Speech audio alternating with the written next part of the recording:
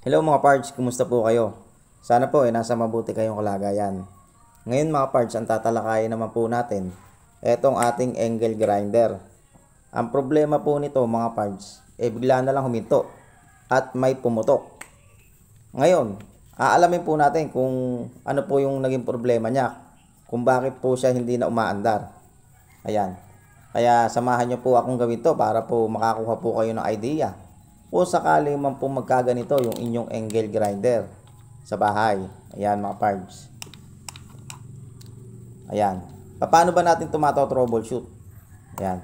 Ganito mga parts ang pag-troubleshoot sa isang angle grinder. Ayan. Iset natin sa times 10 ang ating multimeter. Ngayon, magsisimula po tayo dito sa kanyang plug or sa kanyang saksakan. At i-on po natin yung ating switch. Ayan o. Nakita nyo mga parts, wala pong reaksyon yung ating multimeter. Ibig sabihin yan mga parts, pagka pinalag in nyo yan sa kuryente, hindi po aandar yung ating angle grinder. Ngayon, ganito po yung susunod na step na gagawin natin. Ito.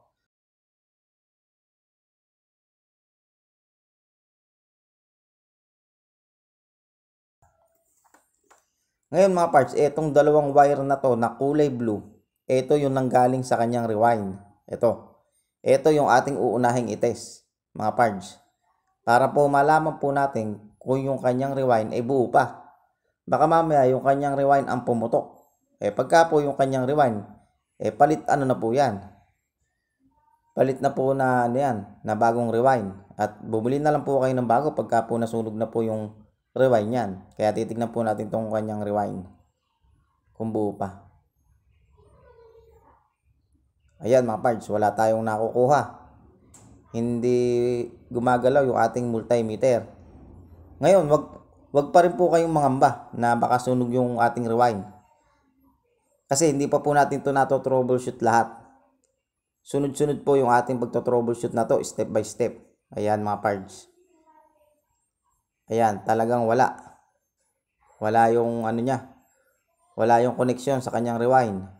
Ayan. Ayan. Siguraduhin natin na talagang sunog yung kanyang rewind. Siguraduhin natin mga parts. Tingnan natin baka mamaya may pag-asa pa. Ngayon mga parts, dito po tayo mag-focus sa kanyang carbon. Ito.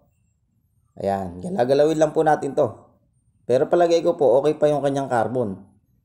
Galagalawin lang po natin baka mamaya hindi po lumalapat do sa ating sa ating makina. Ngayon mga parts, dito po tayo mag-focus sa kanyang carbon. Ayan. Galaw-galawin lang po natin to. Ayan. Saka po yung kabila. Sa palagay ko po okay pa yung kanyang carbon. Ayan. Ngayon mga parts, saka po ulitin itest yung dalawang wire na nanggaling po sa kanyang rewind. Ayan. Test po uli natin mga parts. Okay. Nakaset po tayo sa times 10 mga parts. Ayun o. Meron na pong reaction yung ating multimeter. Ayun o. Pumapalo na siya na hanggang 0. Okay na po. Pero bakit po ito ang sabi ng may-ari ayaw daw umandar? Check po natin to. Ayun. Wala nga po tayong nakukuha dito sa kanyang cord. Yung sa kanyang saksakan mga parts. Tingnan nyo, walang reaction yung ating multimeter. Ayan mga parts. Ngayon susunod natin gagawin ito. Tingnan natin yung kanyang switch kung buo pa. Ayan o, buo pa mga parts. Buo pa yung kanyang switch. Ayan o, nakita nyo buo pa. Pero bakit dito hindi pumapalo yung ating multimeter sa kanyang saksakan mga parts. Okay naman yung kanyang carbon, okay naman din yung kanyang rewind. Dito mga parts, sa kanyang saksakan. Tingnan natin to, buksan natin mga parts baka mamaya merong hindi dito, merong hindi nakakonect. Buksan natin tong kanyang saksakan mga parts. Ayan o. Meron naman mga parts, nakakonect naman yung dalawang kuryente. Oh. Pero bakit walang reaction yung ating multimeter pagka po tines natin dito, mga parts? Kasi pagka po walang reaction yung ating multimeter, hindi po aandar yung ating angle grinder. Pagka po sinaksak natin niya sa outlet. Ayan. Ngayon, yung susunod na step natin, ito na. Dito na tayo magkakaalaman mga parts. Ito. Ganito yung gawin nyo mga parts. Ito. Itong isang line na to mga parts. Itetest natin yung line 1 ha. Mga parts, itetest natin yung line 1. Titingnan natin kung mayroong connection. Yung kanyang line 1 ng ating cord. Ayan, meron mga parts yung line 1 niya.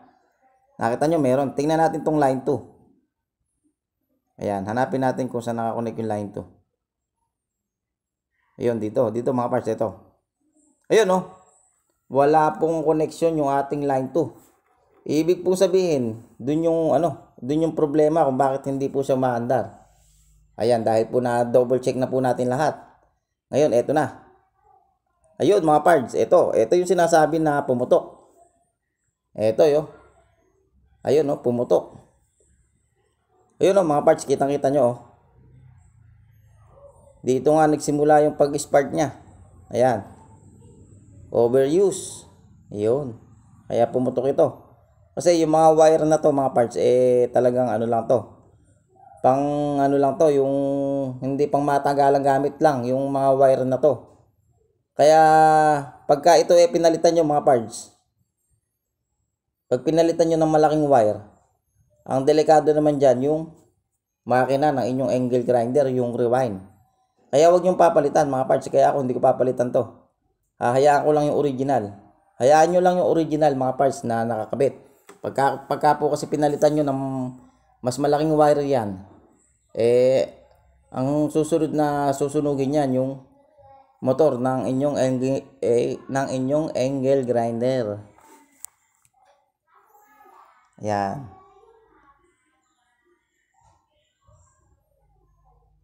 Ayan mga parts. Kumbaga yan yung pinaka fuse niya. Yan yung pinaka thermal fuse niya pagka nag-overuse po kayo ng gamit. Diyan po siya puputok, hindi po doon sa rewind. Kaya huwag nyo pong babaguhin yung kanyang wire. Yung iba kasi nilalakihan eh. Tama nga, maliit nga yung kanyang wire, pero protection po yan. Kaya huwag nyo pong lalakihan. Yung mga ganyang angle grinder kasi mga parts, pang ano lang yan, pambahay lang yan, hindi po pambaragan yan.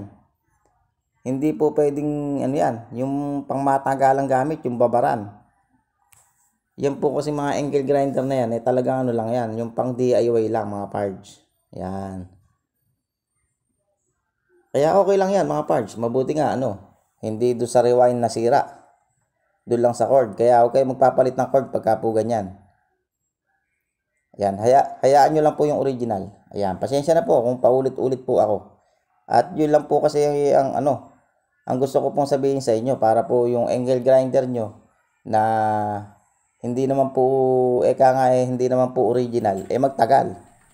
Ganyan po ang mga diskartehan niya pagka yung angle grinder nyo hindi hindi mataas ang mataas ang kalidad nga. Pero okay naman pong gamitin yan. Yan, ako nga yan yung ginagamit ko pang DIY Nasa sa inyo naman po magtatagal. Ayun nakita nyo mga parts, umandar na.